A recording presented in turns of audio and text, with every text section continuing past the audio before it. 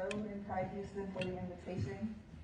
For those of you who are with me, I'm going to count to 3. We'll take a deep breath in and slowly exhale.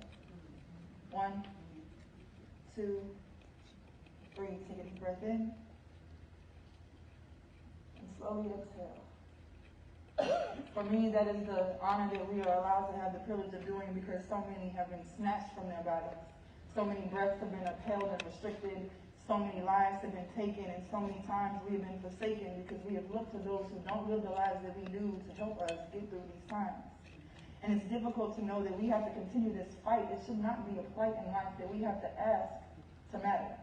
Dr. Seuss said, those who matter don't mind, and those who mind don't matter. But why is it that we are still after the resolution that has still been so distant from us, like carrots across our noses? We are still chasing for hope, and we find ourselves trying not to let go, but these fists are continuously clenched, trying to hold on to something to give us our existence is proof of worth.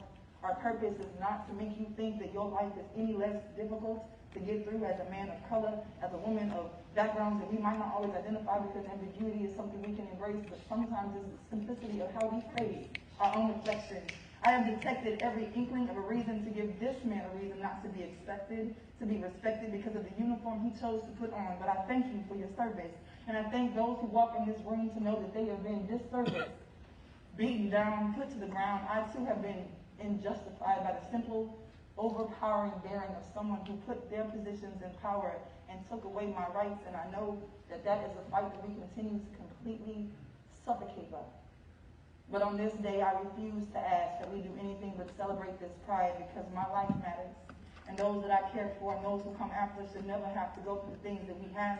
This pride is something different, because people in this room are not all gay, are not all straight, are not all ambiguity faced, but some of us don't understand what it's like to still be suffocating. Maybe COVID was a reason for us to understand what it's like to feel suppressed, to feel like we can't simply digest the air that we're supposed to be able to inhale so deeply and freely exhale in the expectation of having another breath in the next step of our days. We don't know how much more we can take. And it's not that we're so angry we forget to face the reality of knowing that love is the way. So for me, I tell you that love is the religion I practice. And I laugh at the fools who act like the rules were meant to control them, as though high men weren't broken. They've been as sodomized by true lies as rape victims, unwillingly sacrificed to points their faith has been compromised. And I'm sick and tired of having to compromise what I believe in.